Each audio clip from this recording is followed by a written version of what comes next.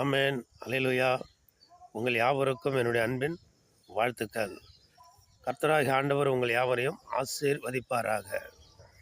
இன்றைக்கும் 1 யோவான் புஸ்தகத்தில் 2ஆம் அதிகாரத்தில் 2வது வசனம் என்ன சொல்லுதுன்னா, அவரே கிருபாதார பலி.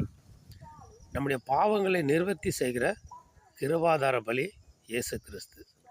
பாருங்கள், நமக்கு வேண்டியப்பட்டவங்க நம்முடைய கிராமங்களில், நம்ம ஊர்களில் நம்ம நிறைய பேரை பார்த்துருப்போம். சில பசங்க, வாலிபர்கள் சில தவறுகளை செஞ்சுருவாங்க, குற்றங்களை செஞ்சுருவாங்க. அந்த ஊரில் உள்ள ஒரு முக்கியஸ்தர், அந்த முக்கியஸ்தருக்கு எல்லாரும் மதிப்பு கொடுப்பாங்க, மரியாதை கொடுப்பாங்க. அந்த ஊரில் ஒரு மதிப்பு மிக்கவராக அவர் இருப்பார்.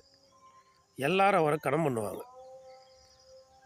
அந்த நாட்டாண்மை, பஞ்சாயத்து, ஊர் தலைவர் அப்படின்னு சொல்லுவாங்க பாருங்க. இப்போ இந்த மாதிரி ஒரு குற்றத்தை செஞ்சுட்டான் அந்த பையன் அப்படின்னு சொல்லும் பொழுது,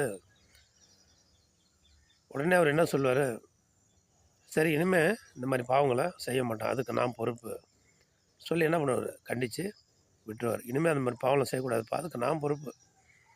அவரை கண்டிச்சிடுவார்.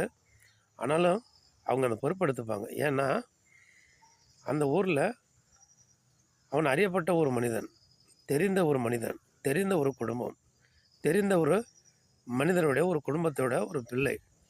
அவர் பழக்கத்தில் இருப்பார், எப்போதும் பேசியிருப்பார், பழகியிருப்பார். அதனால் ஏன்ப்பா அந்த மாதிரி ஒரு பாவத்தை செஞ்ச, ஏன் இந்த குற்றத்தை செஞ்ச, என்ன ஏது விசாரிப்பார்.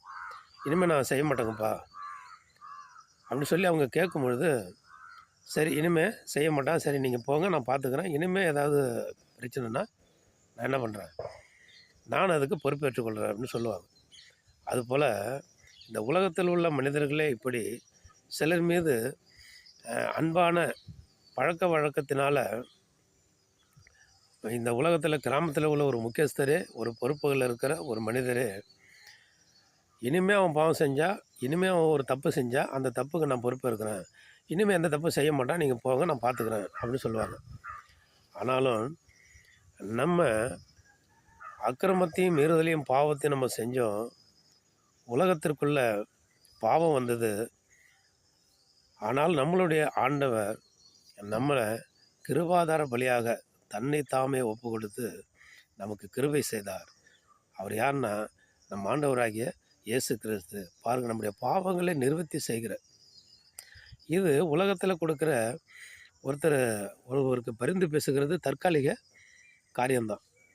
ஆனாலும் நமக்கு மரண பரியந்தம் இந்த பூமியில் உயிரோடு இருக்கிற நாட்களில் நமக்கு இந்த கிருபாதார பலியை நிவர்த்தி செஞ்சு